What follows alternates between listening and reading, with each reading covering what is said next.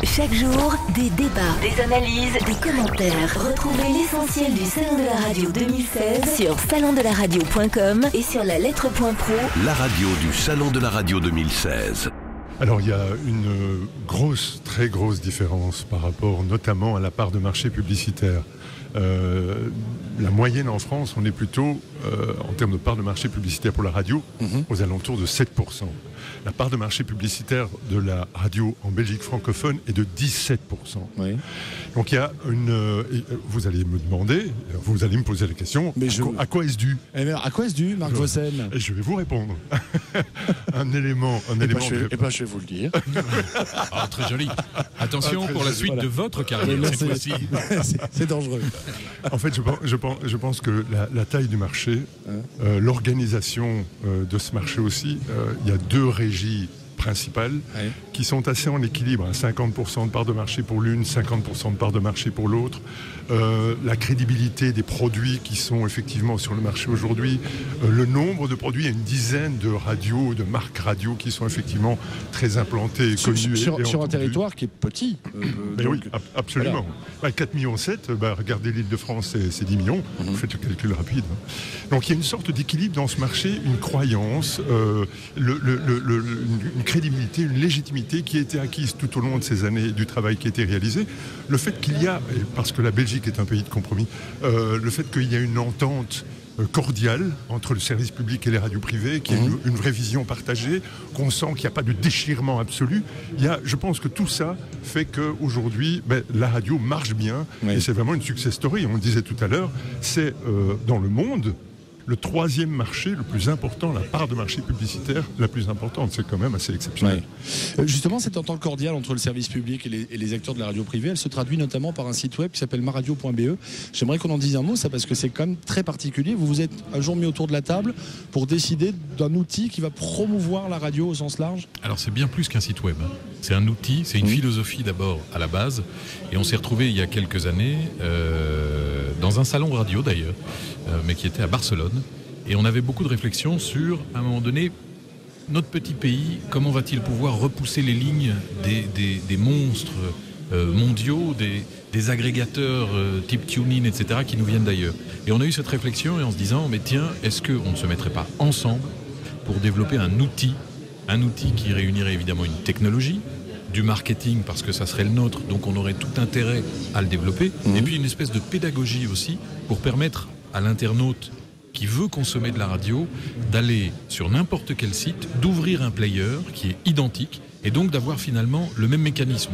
Quand on voit sur certaines radios et dans d'autres pays, quand on ouvre le site internet, on essaye de voir où on peut écouter la radio, puis il y a un player qui s'ouvre, qui est jamais le même que l'autre, etc. Ouais. Donc on s'est dit, réunifions tous nos efforts dans cette dynamique commune, en développant, c'est un galop d'essai, un outil, mais derrière ça, il y a une philosophie, un esprit, comme Marc le disait, c'est on se connaît, on a des préoccupations communes qui vont au-delà de nos concurrences, et donc on a tout intérêt dans ce petit marché à essayer des choses pour ensemble avancer vers le futur. Vous disiez tout à l'heure, Marc, qu'il y a deux régies publicitaires principales en Belgique.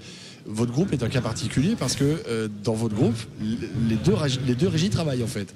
Comment ça se passe cette synergie ? D'abord, ça se passe bien. Est-ce qu'il y a des synergies ? Non. En fait, Nostalgie travaille avec la régie publicitaire IP, qui est la régie publicitaire d'RTL, donc avec le groupe d'Eric, et puis Énergie avec la régie publicitaire du service public RMB. Alors, 3 raisons à ça. La première, c'est une raison historique.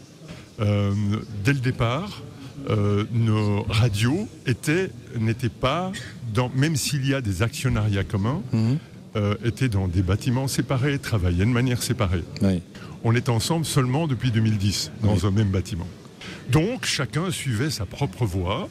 Nostalgie, depuis le départ, depuis 25 ans, travaille avec la régie publicitaire d'RTL IP, et Énergie travaille depuis 20 ans avec la régie publicitaire du service public RMB, et tout ça c'est bien passé. Donc, on était séparés. Donc, 2, le fait que nous soyons chacun dans 2 régies différentes permet justement à ces régies d'avoir chacune plus ou moins 50% de part de marché. Oui. Imaginez que nous basculions soit Nostalgie d'un côté, du côté de la RNB avec Énergie, ou l'inverse.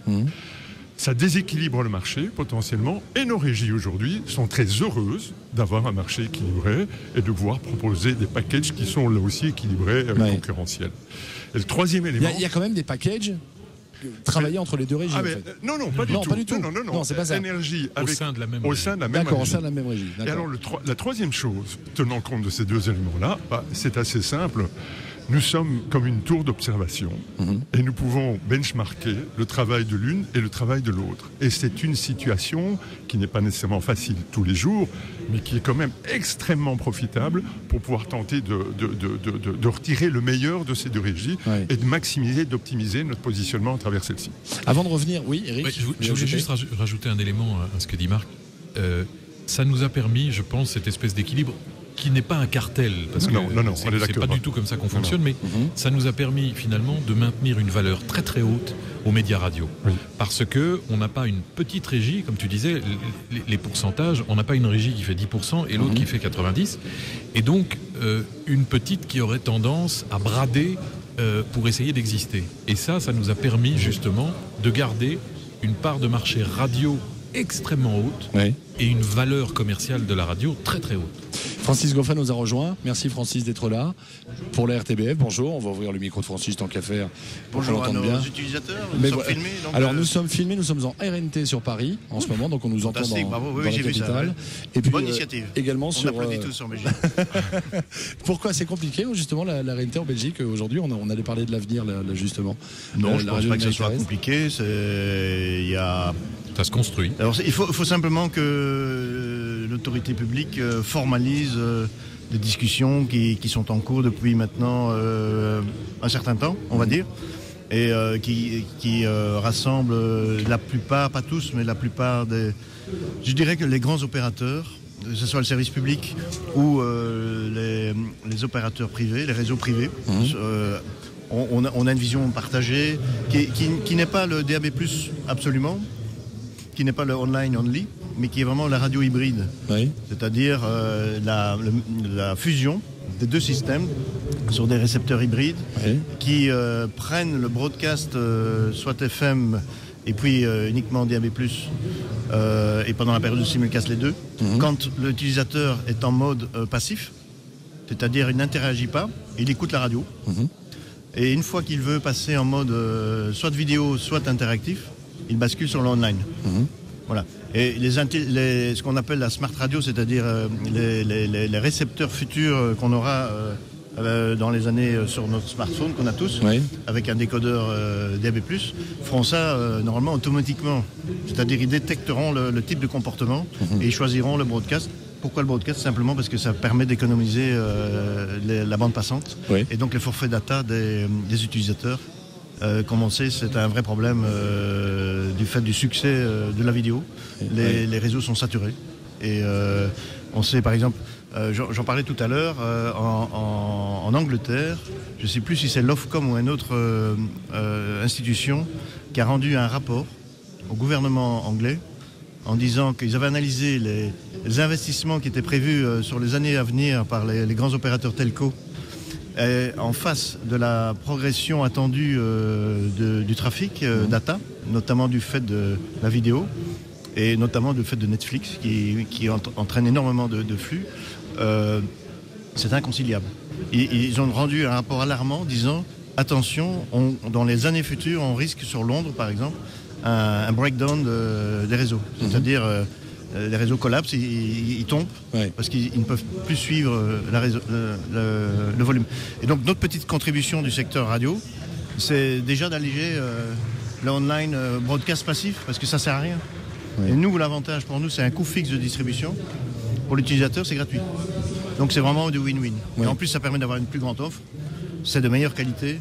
Ça permet de transporter aussi des données associées en broadcast jusqu'à l'image fixe. Donc il y a plein d'avantages. Et c'est plus vert aussi, c'est plus écologique. C'est plus écologique. Bien sûr, que la FM. Eric, pour terminer sur ce point-là, c'est vraiment important.